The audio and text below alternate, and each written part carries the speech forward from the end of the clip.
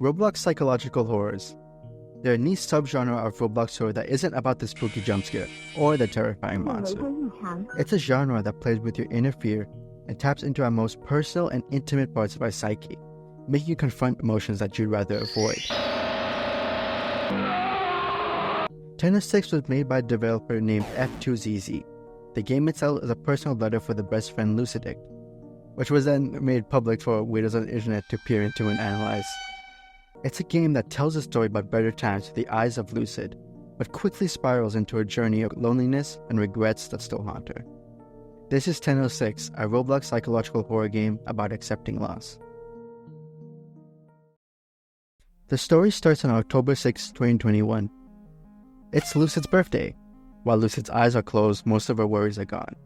Everything that was bothering her as of lately didn't exist, but one thing still lingered while she was at her party. Her friend Ben was missing. When her eyes opened, she noticed a table set with a game of Uno, 8 chairs arranged neatly around it, each one reserved for one of Lucid's friends. Close to said table, there's a pile of presents waiting to be unwrapped, but remains untouched as Lucid wants to wait for all her friends to be present rather than opening them prematurely. And behind said presents is an old-fashioned fridge to You're kinda pulling strings here, analyzing the inanimate objects. Just to summarize it to get through this part quicker, the fridge, sofa, and TV all follow the theme of objects being for her friends. When she talks about these items, the theme of R is deeply ingrained in each of those objects. Everything Lucid had to say about the objects reveal a deep dependence on her friends for self-worth. We can guess that Lucid never developed a strong, independent identity, making her vulnerable to any changes within the group. Everything in the house was relayed straight back to her friends rather than to herself, showing how she doesn't really see her own thoughts and instead sees how each object could be related to her group of friends, showing how she defines herself through them. As the day goes on, she decides to stop talking to inanimate objects and talk to other people, like a functioning member of society, beginning with Rick. Rick's in the corner of the home, being freaky or something, I couldn't really tell you. He's carving a pumpkin at Lucid's party. It's a bit strange since Halloween is still 25 days away, and I personally don't think it's needed for the party. It's a strange detail, but I boil it down to that, but it'll make sense a bit later in the story. After a bit of back and forth, Rick decides to join you in your search for Ben. After walking around the home for like a millennia, you eventually stumble upon Haley, who's in the garage. Instead of going up to her, Lucid decides to give her a good scare by sneaking up to her. Which you do by holding knee, by the way, for an incredibly long time, which is my absolute favorite mechanic in Roblox horror games. When you talk to Haley, you come to realize she's playing the game of hide-and-seek with someone who's not important to the story right now. She says if Lucid can help her find the friend who's hiding, Haley will join your group search for Ben.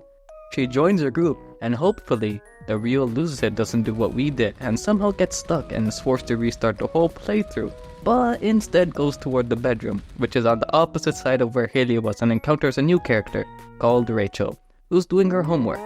She's 100% in the healthy friend group since her first instinct is to deflect any favors that her friend's about to ask her, because she's busy pursuing her education, unlike I am.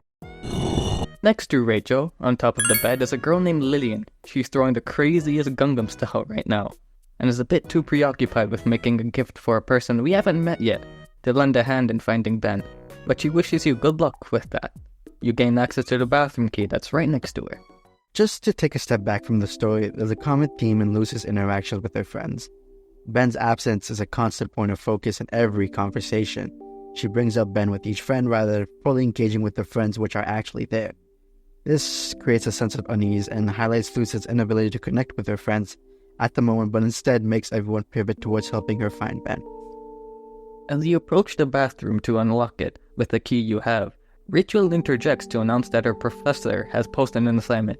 Naturally, she does the most socially aware thing one can do at someone's party, and she leaves before the celebration even starts to focus on her schoolwork.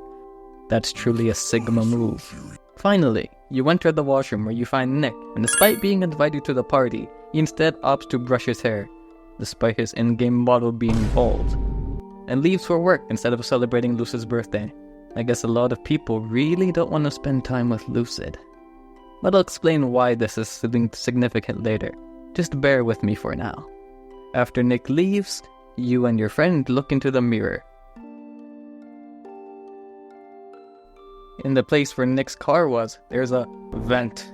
As you approach the vent, you hear a noise come out of it, and as you interact with the vent, Katie comes out of it and to scare Haley. Katie, just like the rest of the members, joins you and your quest to find Ben. There isn't much to say about this interaction.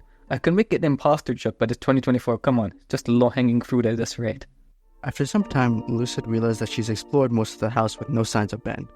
The group then decides that they should start the party without him, despite Lucid's silent objections to the idea. She starts unwrapping the presents, and after unwrapping said presents, what emerges is a briefcase on one side, and on the other side there are letters from all your friends, which you have to read by holding E, by the way. I don't understand why this is the Roblox norm. Happy birthday, Lucid. It's weird that it felt just like yesterday. Thanks for being such a nice and funny friend, even though we don't talk to you. Thanks for always being a volunteer to speak in the VC when... Lucy, hi. Sorry for not saying this earlier. I've been busy a lot. Happy birthday, Lucid. I hope you have a great day today. Happy birthday, Lucy. I'll give you a better message on Discord since this... Most of the letters are sweet in nature and really reflect the friendship they all have towards Lucid, with all these personal jokes in the letter and memes that you wouldn't typically understand without context. But as you get to the last letter, it's conspicuously missing, but it's labeled as Ben. As you open the briefcase next to you, a clock ticking down is revealed, with text telling you it's time to leave. As you head toward the door to leave, your friends interject and say, What are you doing? Lucid. Ben's probably not outside. Stop looking outside. Hurry, we're just a little out of it today. As you keep interacting with the doors, the desperation starts to grow as they don't want you to leave. Why are you doing this? Stop it. We can make so many memories here. Why do you want to leave? I don't want things to end. The world is scary out there. Don't do it. We're all you have left, you know that. Stay with us, please. It's the best thing to do. You won't get hurt that way. Their behavior shifts and causes you to search for affirmation that they want what's best for you. It drives you back to the bathroom to stare into the mirror again to remind yourself what the perfect image looks like. When you finally make your exit, the friends you leave behind don't just disappear, they die. Their existence ties to this gathering, but for Lucid, none of it matters. As without Ben, nothing else holds significance, and with that, you get kicked out of the game. A gift for our best friend, Lucidict. When you rejoin, a few details about the menu are different. For example, instead of being 10:06, it's continuing off the original title being Decimal 2033, and as you can tell, combining the original title with the new one now shows the date 10/06/2033, 12 years after her high school graduation and her birthday party she just experienced. Our story restarts on October 6, 2033. It was Lucid's birthday yet again. While her eyes are closed, she wonders if everything she experienced was a dream, or maybe even a nightmare. But two things still lingered while she was processing what happened. She shouldn't be sleeping at work. It was time to wake up. She wakes up in an office space where she must have dozed off while working her endless 9 to 5. Wow, this game's protagonist is the most lore-accurate business major I've ever seen. The office is a claustrophobic environment filled with dull colors, which is a stark contrast to the house she envisioned in her head. As she explores what little space she has, everything around her feels mundane and lifeless. Her office space serves as a form of juxtaposition of the house she envisioned. It shows how much she hates this place and basically dreams of an environment which wasn't here. Dull, claustrophobic, lifeless, and the worst part, lonely. This was how she perceived the office, and that dream she had served as an escape for this horrid place and daunting responsibilities that come with it.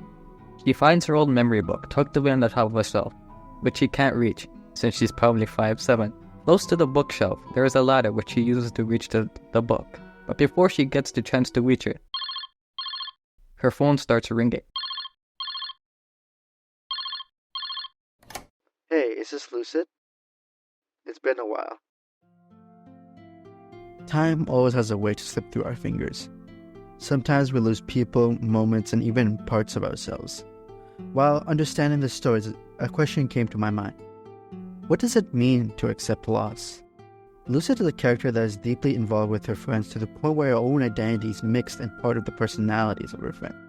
When Ben disappears, it isn't just a friend who's missing, it's a piece of Lucid herself that has been lost, and her search for Ben doubles as a search for her self-identity. We often tie our sense of self to the people around us. We define ourselves by our connections and by roles we play in other people's lives.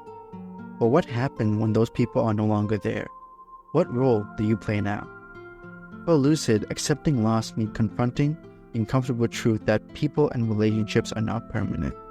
Her fixation on Ben, even as she's surrounded by other friends, highlights a critical aspect of loss.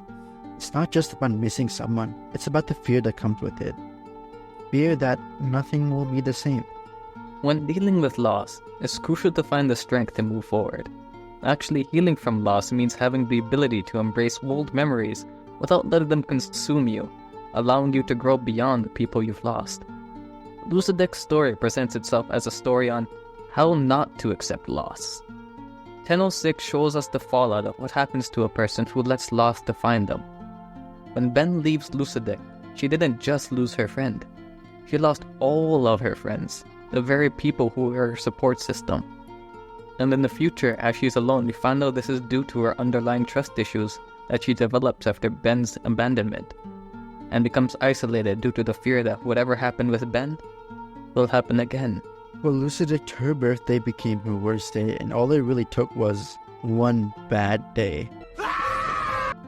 One bad day is all it took for Lucidic's loss to spiral and become more than just losing her friends. She lost her support system, her ability to connect with others, and worst of all, her sense of self.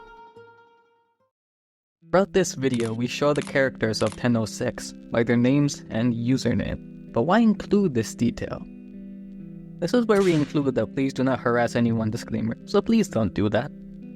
Removing all the dramatizations from 1006 and looking at the game at its core, whilst cyberstalking and finding all the characters' profiles, we don't think any of this happened.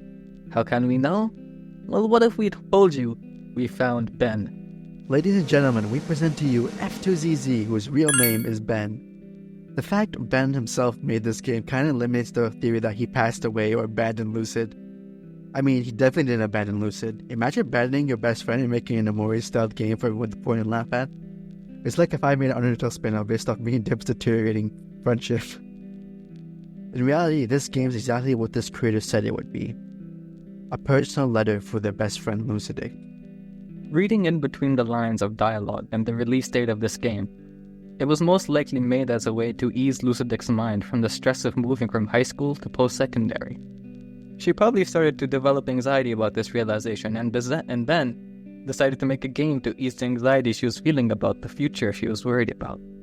A future that won't happen because she now has a game that will remind her that her friends will always be there for her.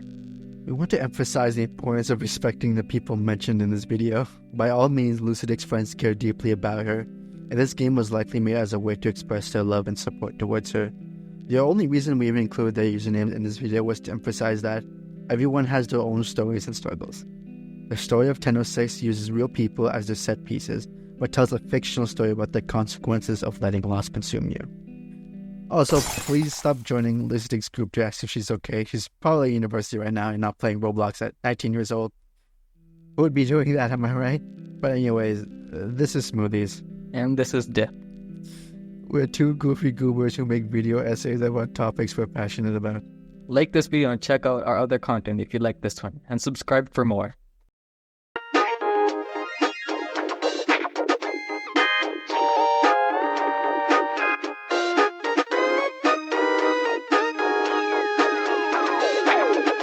This psychological horror game had a crazy ending, and you will be shocked when you find out.